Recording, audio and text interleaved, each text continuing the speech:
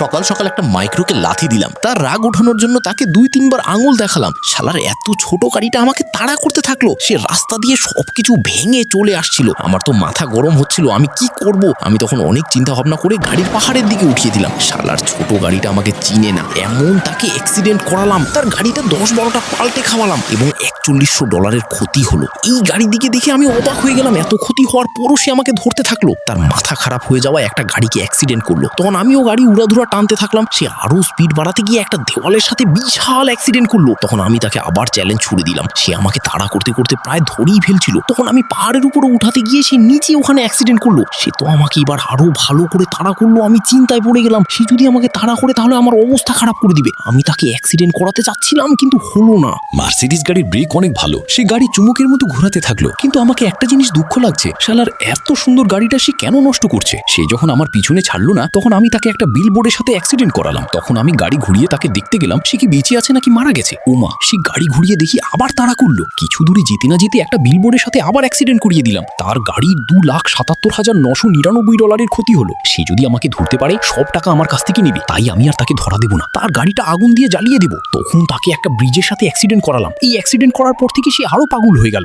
এবার তাকে ফাঁকা রাস্তায় নিয়ে গেলাম। তার গাড়ির ব্রেক ফেল হওয়ায় সে অ্যাক্সিডেন্ট করতে থাকলো। সে কত শিয়ানা আমি এটাও দেখবো। আমার সাথে সে পাঙ্গা নিয়েছে, আমার সাথে কি সে পারবে? তখন আমি তাকে আর বেশি দূরে না নিয়ে গিয়ে একটা রাস্তার পাশে সমুদ্র ছিল, গাড়ি স্পিড বাড়িয়ে দিয়ে সোজা তাকে পানিতে নিয়ে গিয়ে একবারে ফেলে দিলে। ড্রাইভার গাড়ি থেকে বের হতে পারলো না, পানিতেও সে পড়ে গেল। আর আমি ওখান থেকে চলে গেলাম। বন্ধুরা, এরপর কোন ভিডিও চাও অবশ্যই কমেন্টে জানাও।